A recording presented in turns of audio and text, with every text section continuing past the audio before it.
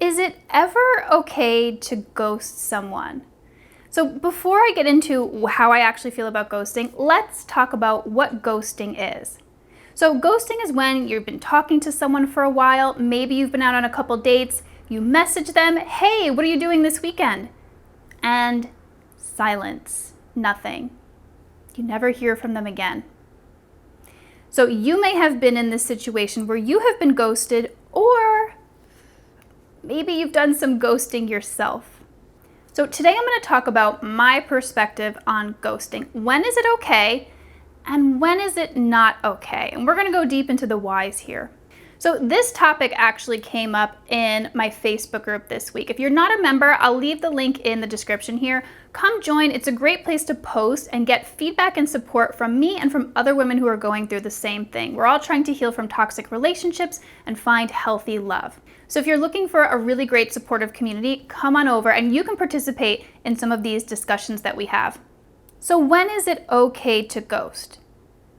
In my opinion, it is okay to ghost and actually necessary to ghost when you feel that you are in physical danger. If it feels like continuing to talk to this person is not going to be safe for you, like you're just starting to get this feeling like, yeah, I really need to step away from this conversation. This is not safe for me anymore. Then it is perfectly reasonable and acceptable to ghost someone in that situation.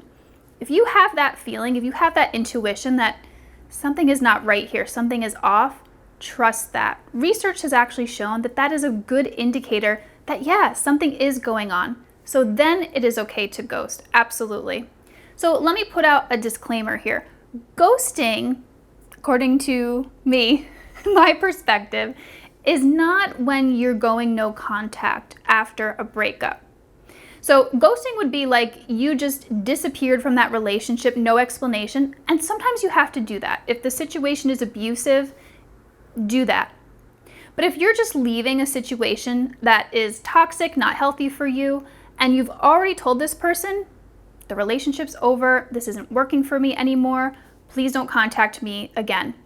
And then you don't respond when they message you, that's not ghosting. That's moving on from a breakup. If you've already communicated what's going on, then by definition, that is not ghosting. Because ghosting means there's no communication. Like, poof, you're just gone. So that's not what you're doing when you're going no contact. So in all other situations, any other situation that doesn't have to do with your physical safety, I don't recommend ghosting. And there's a couple of different reasons why, and I'm going to talk about them here today. The first reason is the golden rule. And I know you might be rolling your eyes when I say this, but hear me out here. You might be saying, well, first of all, let's go back to what is the golden rule? Treat others how you want to be treated. We've probably all learned this like in first grade, second grade. This is what they teach you. Treat others how you want to be treated. And for most situations, that works. That is true. Now, you might be saying, well, Lindsay, I don't care about this person. They really hurt me. I don't owe them any explanation. I don't owe them anything. Why should I care about their feelings? I hear that. I hear that this person hurt you and you don't care about them at this point, or maybe you still do, but you're really mad. And so why would you extend to them the courtesy of communicating what's going on for you? To that, I would say this is actually not for them. This is for you. And let me share why here. Not ghosting, communicating clearly what's going on has to do with integrity. What is integrity? The idea that we live according to what we value.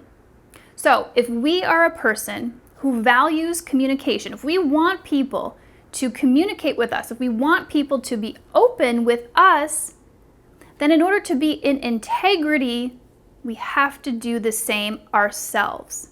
If we value, again, healthy communication in our relationships, then we have to practice that across the board with everyone, unless we're physically in danger.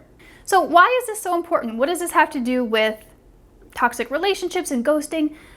So when we have integrity, we are actually at the maximum self-love. Now, I'm not saying to try to have a reasonable conversation with someone who is highly narcissistic. That's not going to happen. That's not what I mean here. But abruptly ending a connection, a relationship, communication, and just not saying anything, ghosting, it actually doesn't feel good for us. Deep down, we know that this isn't who we want to be. We know that this isn't really reflecting how we want to be treated. And we may not be in touch with this right away, but if we sit with ourselves for a while, it might feel like, oh, yeah, I ghosted. I don't really feel great about it, but I did that.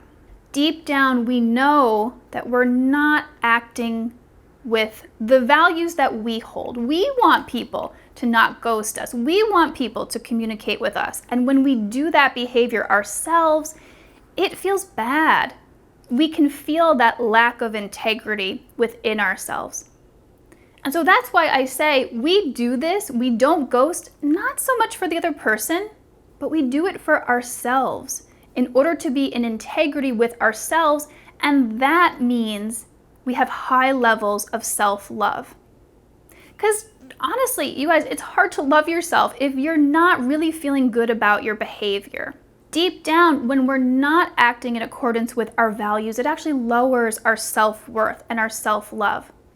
So it's so important to treat others as we would want to be treated, again, for ourselves. This is for you. Yes, it helps other people too, and we spread some positivity in the world here, but it's really for us. When we don't ghost, when we communicate what's going on, we actually raise our self-worth and our self-love because now we're in integrity with ourselves. It feels good to just put it out there and to be like, yeah, you know what?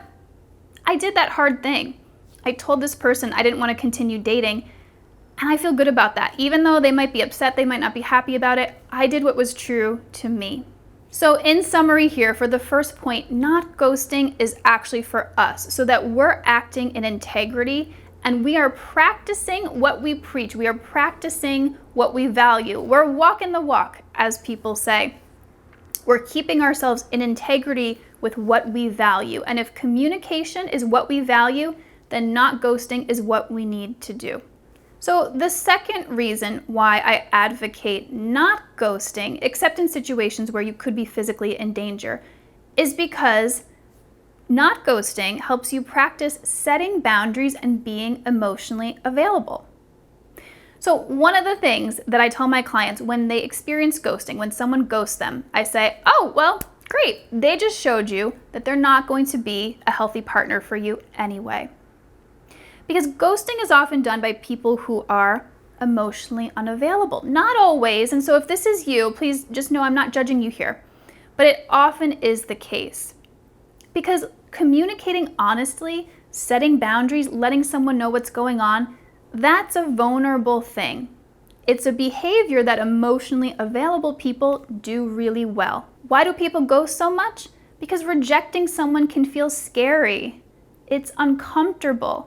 So many people would rather just peace out and not have that conversation than be honest, be clear, and feel some discomfort. So that's really what's going on. So if you want to practice being emotionally available and communicating in a healthy way, which will make it more likely that you will get into healthy relationships, then do not ghost. So again, if you've done this, if you are the ghoster and that's why you're watching this video, I'm not judging you at all. I've been there too.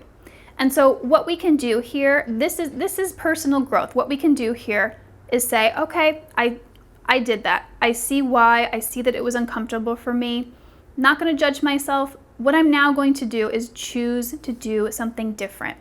I'm going to choose to get out of my comfort zone. I'm going to choose to grow. And this will help me to have healthy relationships. So don't judge yourself if you are doing this, but understand that in order to have healthy relationships, it will take some different behaviors. We can say to ourselves, I'm a human being. I'm not perfect. I'm growing and I'm learning. And this is what it looks like. We have all made mistakes in our past. The best that we can do is learn from them and choose to do things differently. That is healing. That is what it looks like. This does not need to be a long, drawn-out explanation of all the reasons why you don't want to continue talking to someone or dating someone. Doesn't have to be like that. It can be something as simple as, hey, it's been really great getting to know you. I'm not feeling like we're compatible. I don't want to continue to spend time together. I wish you the best. That's it. That's it. You don't even have to say, I don't want to continue spending time together. It's pretty clear when you say, I'm not feeling compatibility, or whatever reason you want to say.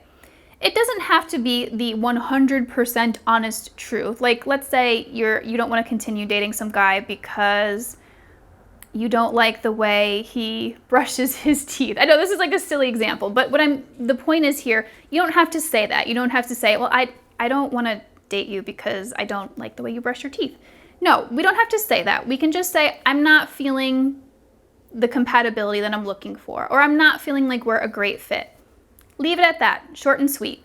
Therefore, people can't really argue with you. You can just say, this is how I feel, this is how it is. It's not a question, it's not a negotiation. It's, this is how it is, this is how I feel. Good luck on your search. So you can be clear and you can still be kind and considerate at the same time. The reason why we're doing this is, again, for us, for our own integrity, and for the other person too. So they can have that information and they can move on, because that is actually the kindest thing you can do for someone. If you're not interested in dating them, let them know, set them free, let them find someone who is interested in that. If you ghost, they don't really know what happened. Yes, they can maybe assume, they can maybe guess that you're not interested, but truly, they don't know if you just like dropped off the planet because there's something going on, because maybe you're in the hospital. They don't know.